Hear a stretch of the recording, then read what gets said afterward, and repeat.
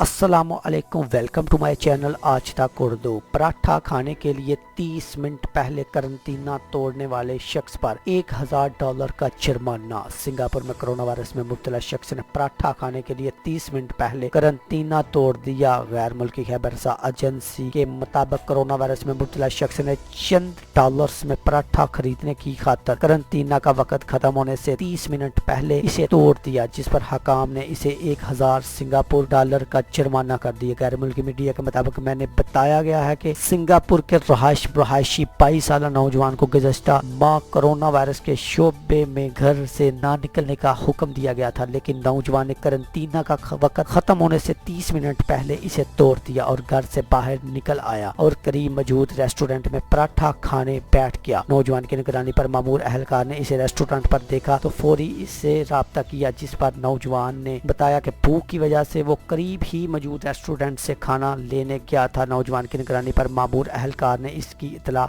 अहकाम को दी, जिस पर इसे $1000 का जुर्माना कर दिया गया।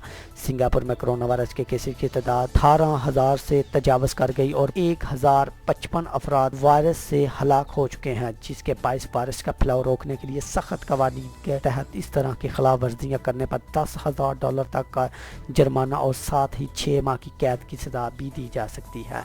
ये सिंगापुर मुल्क का बहुत ही एक अच्छा काम है, बहुत ही एक अच्छा अहकाम जारी किए हैं। सिंगापुर पुलिस का एक बहुत ही टाइट किस्म का जो लॉकडाउन है, इसकी हम तारीफ करते हैं। पाकिस्तान पूरा तारीफ करता है कि ऐसे वाक़यात को रोकने के लिए इसी तरीके से ही काम करना चाहिए। अगर आपको ये वीडियो पसंद आए तो वीडियो को लाजमी लाइक करें। वीडियो को अपने फैमिली मेम्बर्स, दोस्तों, बीवी, बच्चों और मुख्तलिफ अपने जो रिलेशनशिप में आप बटे हैं उनके साथ इस वीडियो को शेयर करें। आज तक उर्दू को लाजमी सब्सक्राइब करें, बेल आइकन दबाएं ताकि लेटेस्ट अपडेट आप तक पहुंच सके। थैंक यू, अल्लाह हाफिज़।